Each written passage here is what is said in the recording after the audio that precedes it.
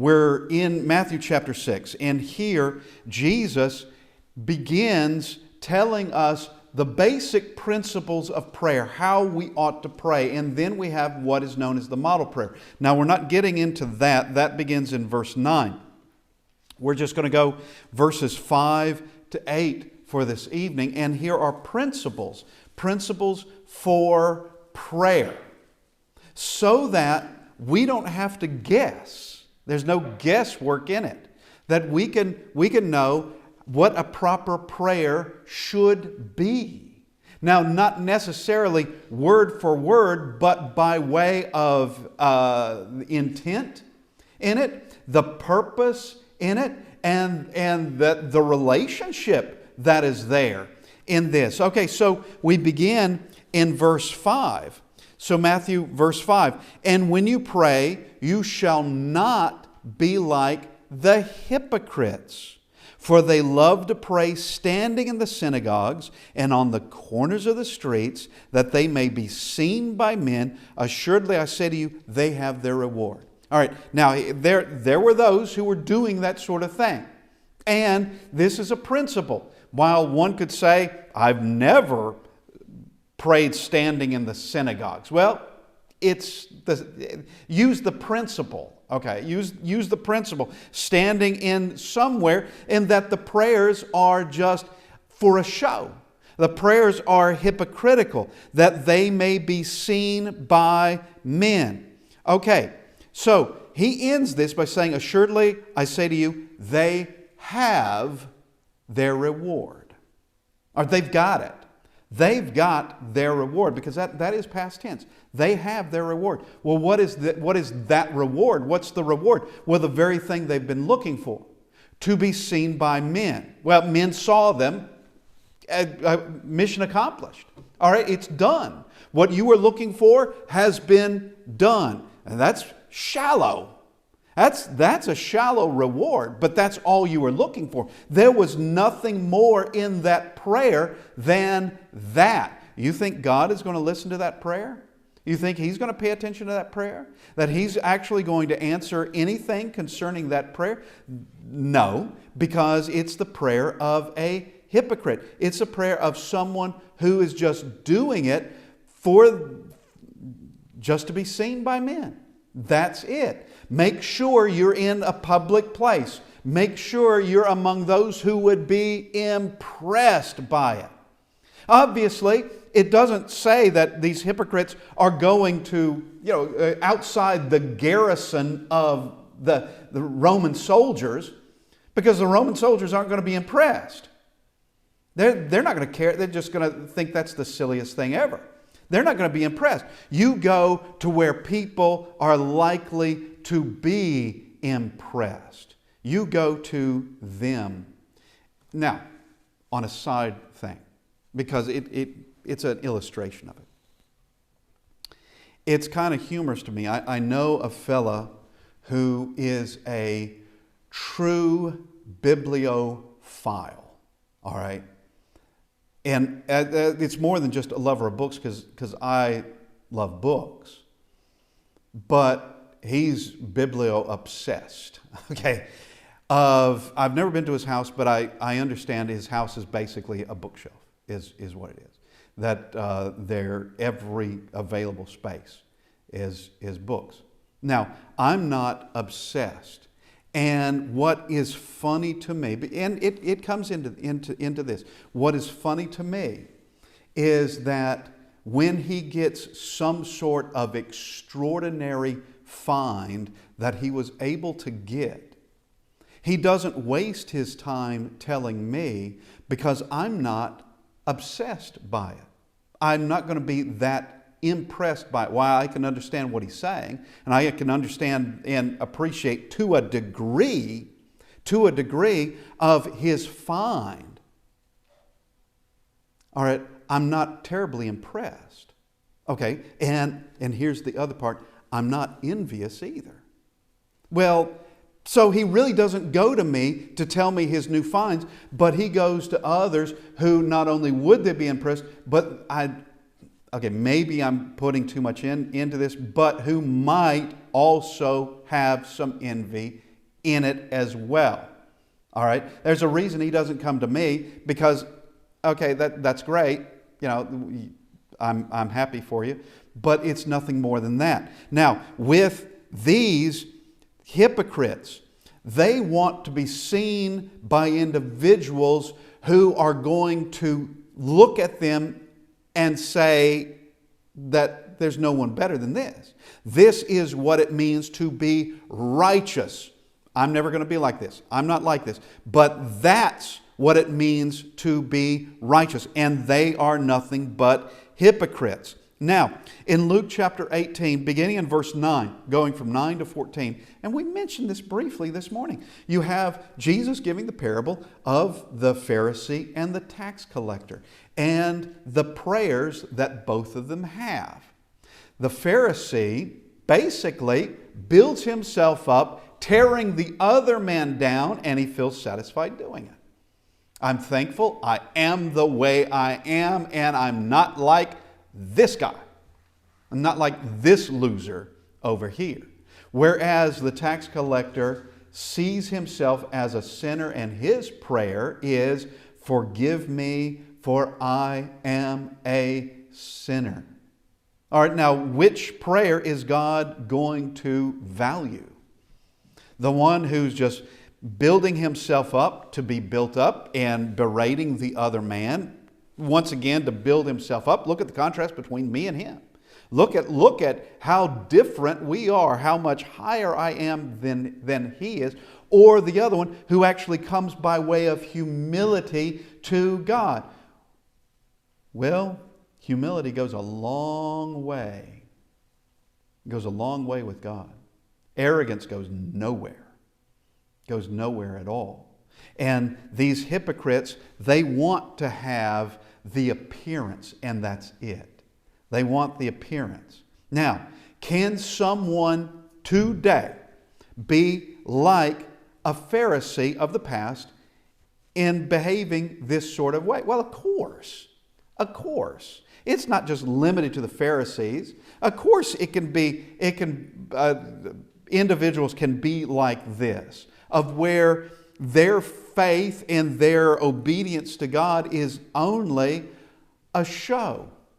It's nothing more than that. It's extremely thin. And it's just to be seen by men. That's it. In Matthew 23 and verse 14, let's go there very quickly. Matthew chapter 23 and verse 14. We see this. "Woe to you, scribes and Pharisees, hypocrites, for you devour widows' houses and..." Okay, you devour widows' houses. You destroy the widow. You destroy any possession she may have. You take that away from her. "And for a pretense make long prayers. Therefore you will receive greater condemnation." You will receive greater condemnation because of this. That here you see nothing as far as oppressing someone, as far as stealing from someone, as far as having no compassion on someone who needs a protector and protection from you. You take all their livelihood, you take everything away from them, and for a pretense make long prayers. Now, this morning we talked about pretense. And it is really, we sometimes we hear the thing of you were doing this under false pretenses. That everyone thought you were out to do this, A, whatever A is. Everyone thought you were out to do this honorable thing, A. But as it turns out, you weren't out for that, were you? You were out for this other thing, B. And that everyone trusted that it was A. Everyone was interested because of A. But now we all see this was by way of false pretenses. That it wasn't that at all. Now for a pretense, making long prayers. And once again, this would be those made public prayers. That everyone will see, wow, this guy really has long prayers. Therefore, he must be righteous. And perhaps my prayers ought to be as public and ought to be as long as his. But nope, that's not what Jesus is saying in this. There's nothing wrong with prayers that happen to be lengthy. There's nothing wrong with that. It's the pretense, for a pretense. And also you have this wickedness that's on one side, this wickedness, and then, this show of, and it's just a show, of loyalty to God, of righteousness, of prayer, of going to Him. But there's nothing good about any of it. There's nothing good at all. Now, we go back to Matthew chapter 6, and we go to verse 6. Once again, they have their reward. Those who do this have their reward. Now, here he tells us how we ought to pray. Instead of what he addresses in verse 5, or don't do this, but now saying, do this. Or that's handy, that's helpful. Because while we could understand it from verse 5 and knowing not to do it this way, but showing us how it should, telling us how it should be done, in verse 6, well, that goes a long way, it goes even further, okay? But you, when you pray, go into your room. Well, who's going to see that? Who's going to see that? Well, nobody. The idea is, this isn't meant to be seen by men. It's not to have others impressed by you. It's not meant to be that at all. It's meant to be you approaching God and approaching His throne in prayer. And it's a relationship by way of prayer. And there is no audience of men in this. There's no audience. There's just you and God. Nobody else. And of course, we have an intercessor. All the Godhead is involved in our prayers. But when you pray, go into your room, and when you have shut your door, pray to your Father who is in the secret place, and your Father who sees in secret will reward you openly. This is going to be answered. This is going to be seen as truly righteous. Righteous acts could be done at points when everybody sees it, and there's no way of helping that. Righteous acts can be done where everybody sees it. Obviously, we have public prayers, and public prayers are biblical. Private prayers are too. All right? There are acts that can be done when everyone sees them. But wanting it to be seen, well, that's bad intent. And wanting it to be seen is just that of a performance. That's it. And it's nothing beyond that. There's nothing sincere about it. Nor is there anything humble about it. It's just to be seen. But here we can look at Daniel chapter 6 and verse 10. Now, Daniel chapter 6 is the plot against Daniel. It is by lesser officials wanting Daniel dead. All right, this is under the Medo-Persian Empire.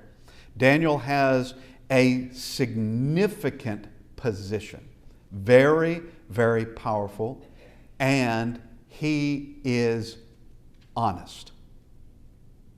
Well, that's what every king wants. Someone working for him that's going to have integrity, that's going to be honest. Now these others, not so much. They want Daniel dead because they want his position. His position brings potential power. That's what they want. And they know Daniel has a habit of praying to God. But they don't know this because Daniel is out in the streets doing it. They don't know this. I did have just understand that he does, or have managed to get the intel, as it were, that he always does this, that this is his habit. And those working directly with Daniel or under Daniel would know that this is what he does. But we see in verse 10, so Daniel 6 and verse 10, that he prayed in his upper room. And that was his habit. That's what he did. And he's not going to stop it simply because there is a trap that's been laid for him. And it is a law. It's a law that is set. Darius agrees to it. It's a law. Darius has no idea that there's a target involved. And the target happens to be a man he loves. Target happens to be a man he respects. And that it's Daniel, who's basically his right-hand man. He has no idea that this is what it's all about. When it comes down to it, he's going to take vengeance on those who set this up.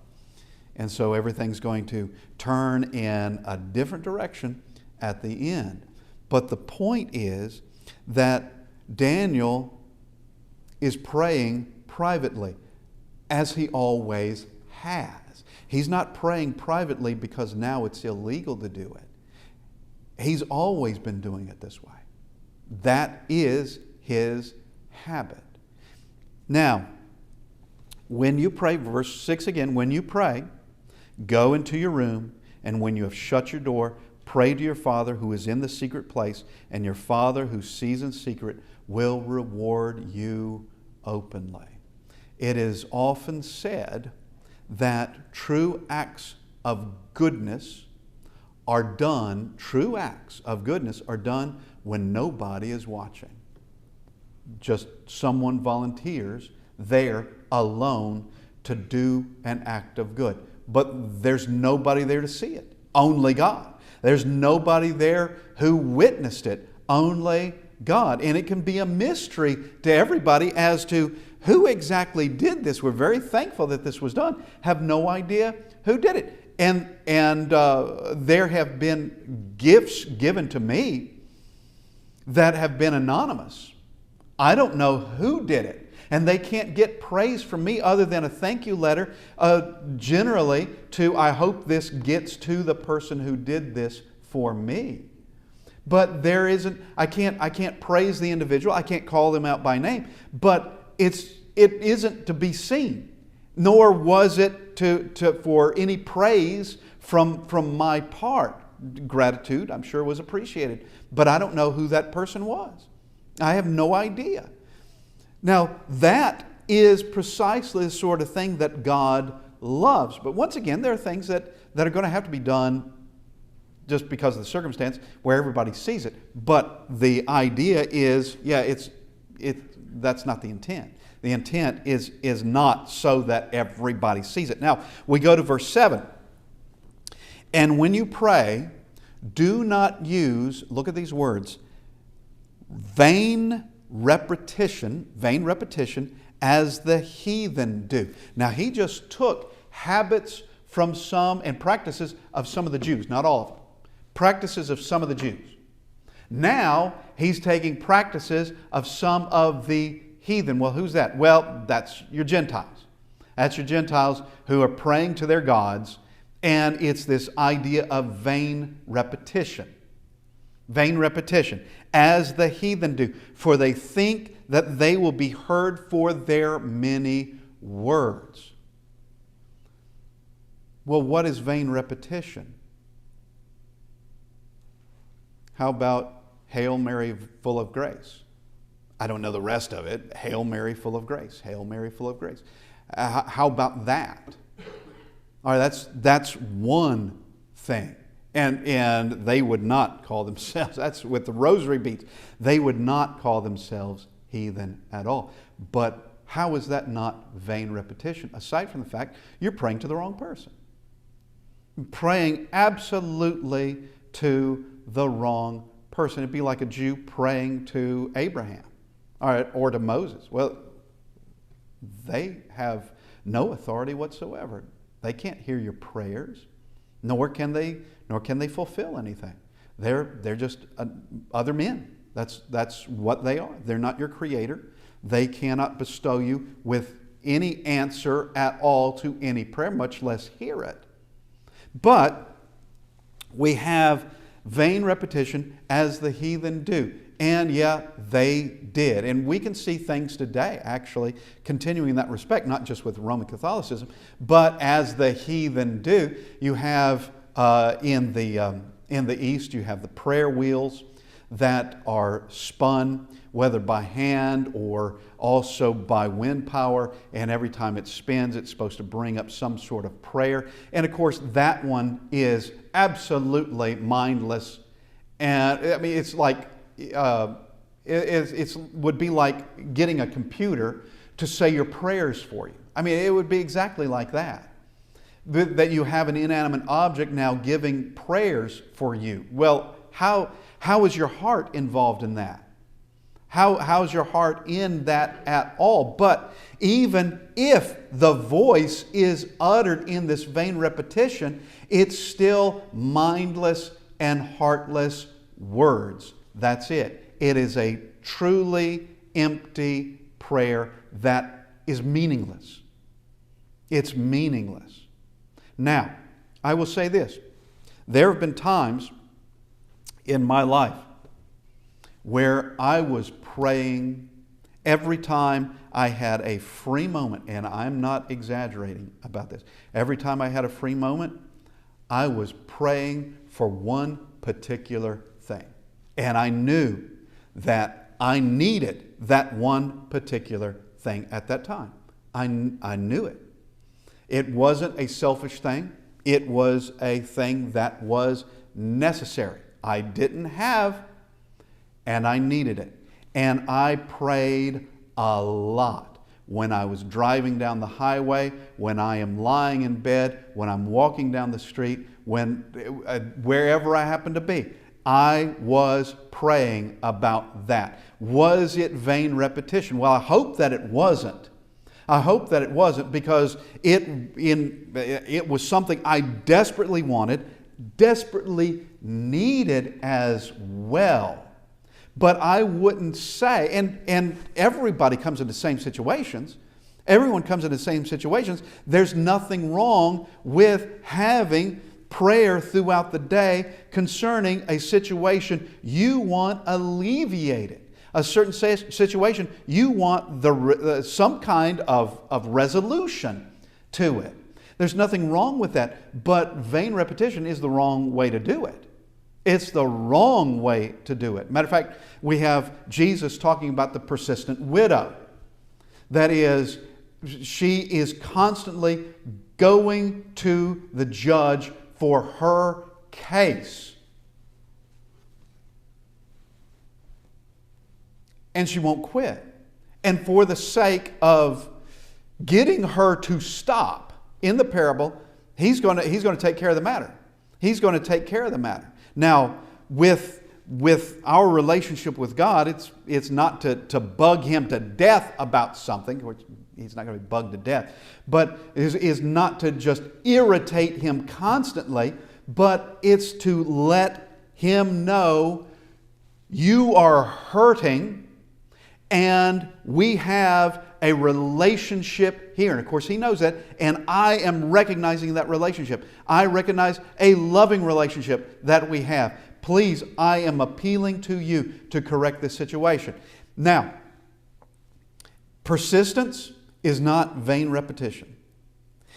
Desperation and constant prayer is not, in and of its own right, vain repetition.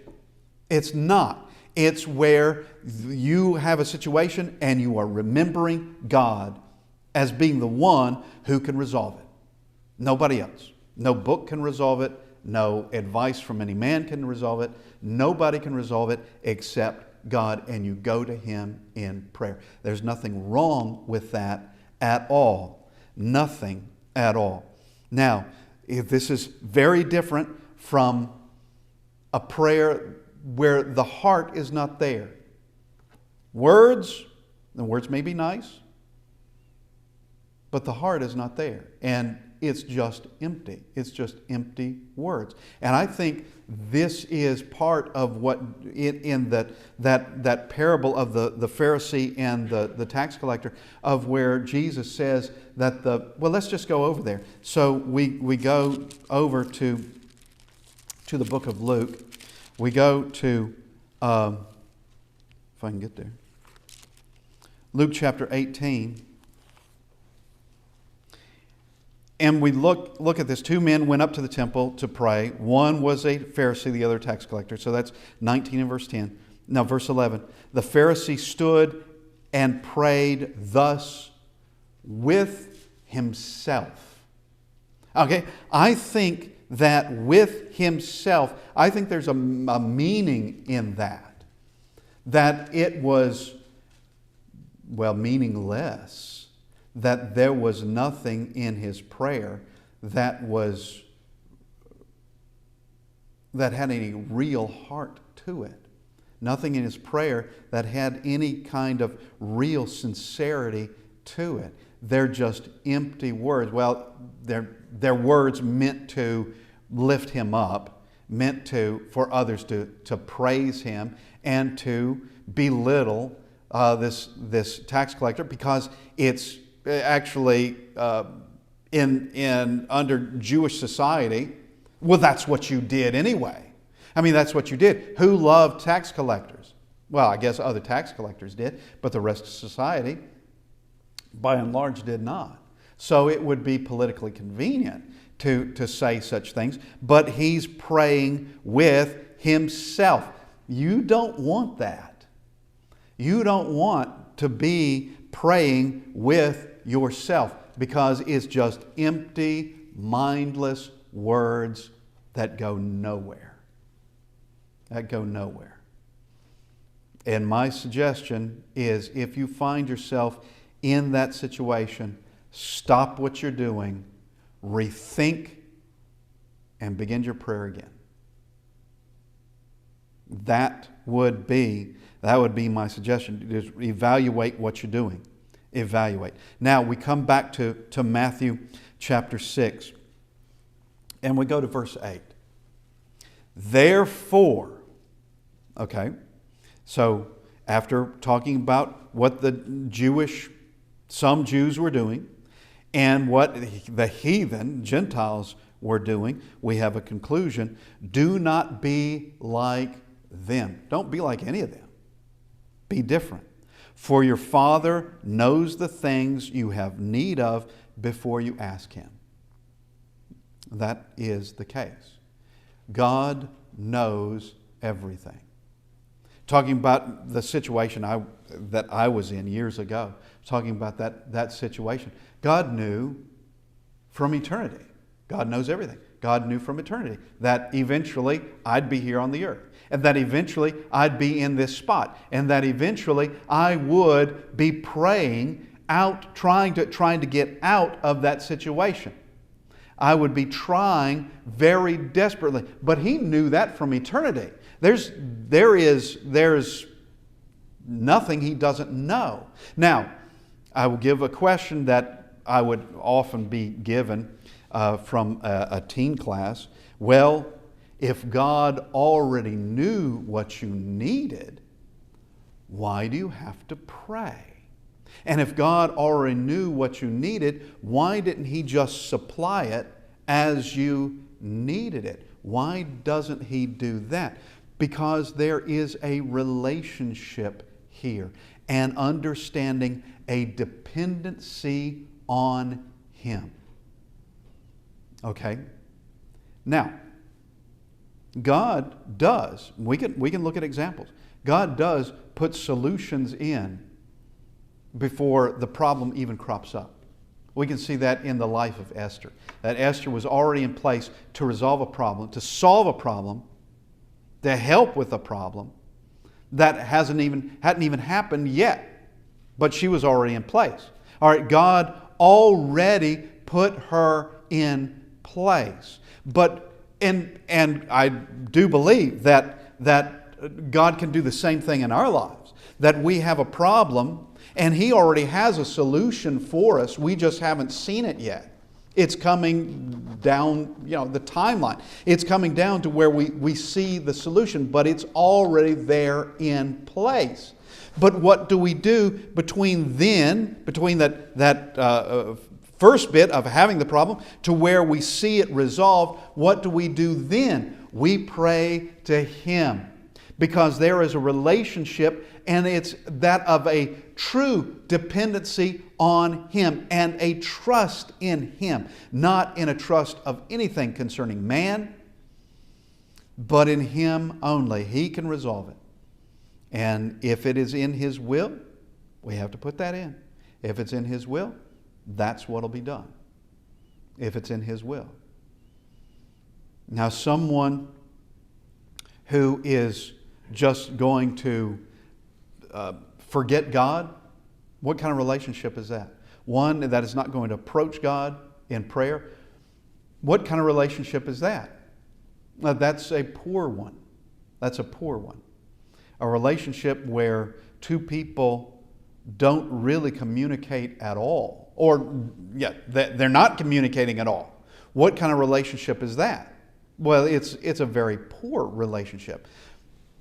But where there is communication, where there is going to God in prayer, then there is going to be that healthier relationship, and it always acknowledging and always having God first in our hearts and in our lives.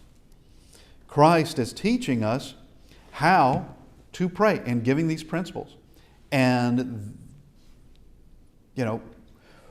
without them, we would have to do quite a bit of work and quite a bit of research to come to these same conclusions.